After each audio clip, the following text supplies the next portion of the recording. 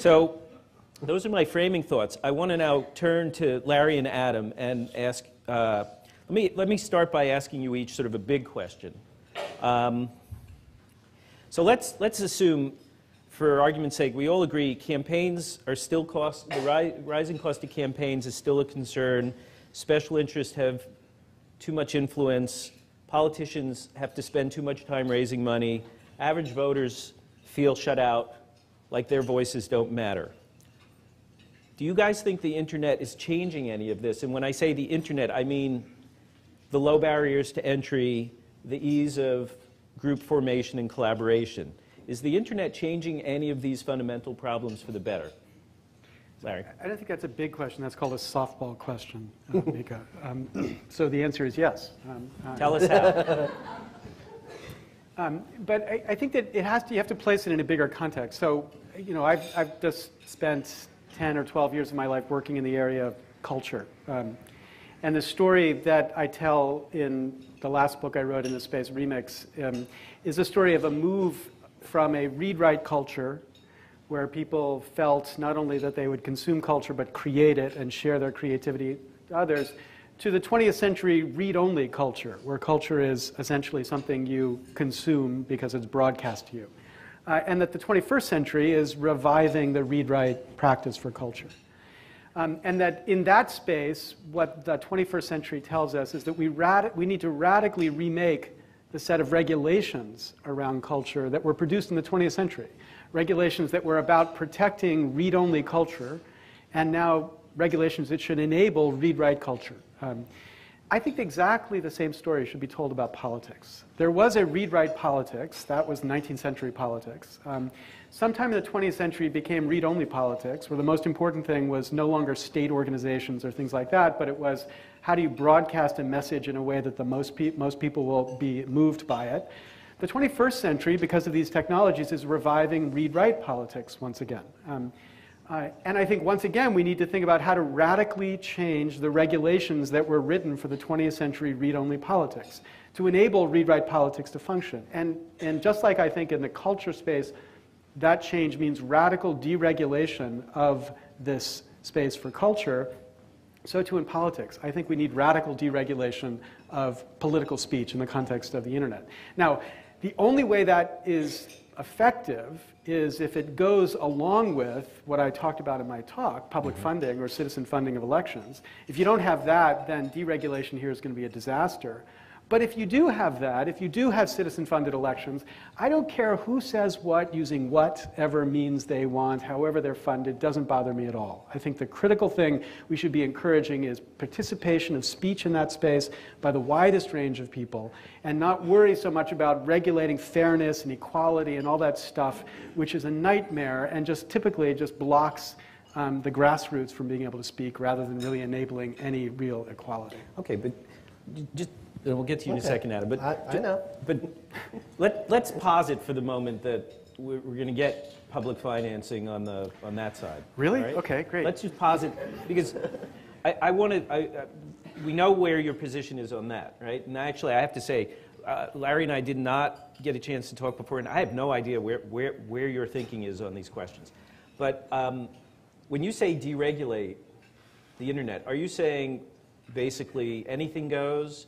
No need for disclosure rules, no need for setting a threshold where a group or an individual who is spending money online needs to do some kind of filing as a political committee. I mean, the FEC has taken a fairly hands-off position after initially maybe leaning the other way. And yeah, Adam, because of Adam's role. Well, I think this is... Where would you... All right, go ahead, jump in, Adam. Well, I mean, first of all, even though I'm somewhat responsible for writing that biography, which was read, I was reminded earlier today that, you know, rather than taking credit for the victory, that, you know, there were 6 commissioners at the Federal Election Commission who themselves made the vote and passed a regulation, and they probably deserve some of the credit as well, and Yep. they shouldn't be ignored in this process. I think even before we get to the question of sort of what kind of regulation is needed for this space, we need to think about sort of the technological essentials that have allowed us to even get to this point. And that's the fact that, you know, Blogger and Blogspot are free, that anybody can post and have hosted their text online that is readable by anyone in the world, infinitely for no cost to them, and that sites like YouTube are free, that anybody can upload their own video and that anybody can view that video, again, for free. I mean, these are not things which are mandatory. These are not things which are legally required. These are things that exist because they are believed to fit Google's business model right now. That may not be the case in 5 years. And so even while we want to talk about what the internet can do and is doing right now, I mean, we have to take a step back and look at why is it even enabled to do that. And it's funny, these choices to make things free. At the one hand, it has really enabled Blogger and YouTube to take off and be incredibly essential. At the same time, this same no-cost thing as applied to newspapers is gutting the journalism from traditional media that makes so much of this remixing possible. If you can't, if the press isn't funded, that's given people the raw materials that they're then allowed to, to link to and post about, that, then what are you blogging about anyway? Without reporters out there, whether they're funded by, the Philadelphia Inquirer and the Washington Post, or, by Josh Marshall and Talking Points Memo, I mean, you still need the raw materials to be produced somewhere.